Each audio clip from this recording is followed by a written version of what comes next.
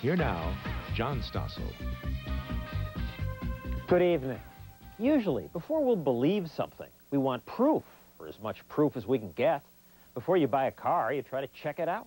Before I'll try to skate across that frozen lake, I'm going to make sure the ice is solid. But when it comes to the supernatural, ESP, psychic powers, astrology, and so forth, lots of people have a different standard. They believe because they want to believe.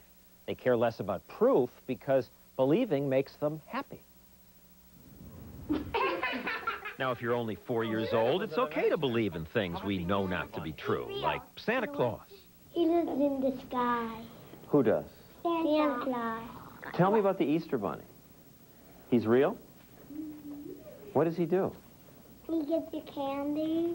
To learn more about what psychologists call magical thinking, Professor Robert Cavanaugh at Williams College in Massachusetts devised a test that involves an imaginary animal and a box.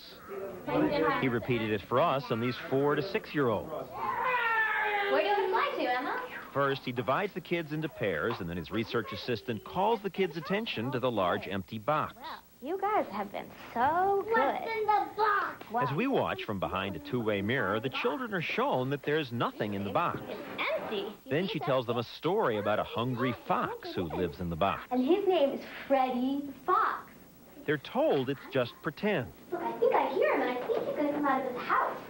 And she again tells them it was all make-believe. Remember, we're just pretending, and there's no fox in that box, okay, Isaac and Emma? Then she tells them she has to leave them alone for a few minutes. I'll be right back. Now, I assume that the kids, having looked in the box, will know that there's no fox in there. But they don't. Some hear the fox. I heard something. He's gonna come out in 3 minutes. They worry about it. What? That was just the wind. Some go to the box to listen, but are afraid to open. 1 more minute. Uh-oh, no. Well, one pair does. Some kids accept that there's no fox in there, but most kids aren't sure. 7 minutes left. This is what happens in test after test. Almost every child begins to believe that the animal they helped create might be real. Hey, guys, thanks for waiting. We're hiding from the fox. You are? Even when the researcher explains again that there was no fox in the box, most children believe it was there. I told Riley that the fox will come out. Even Emma, who looked in when Isaac opened the box. Isaac opened the box and he saw the largest fox. Sometimes when we form beliefs, those beliefs persist against logic or evidence to the contrary. When I talked to the kids later, many were still convinced that the fox was in there. Are you sure? No. No. Yeah. Yeah. There is a fox. There is a fox. There is a fox. We saw one. We saw one. Yeah.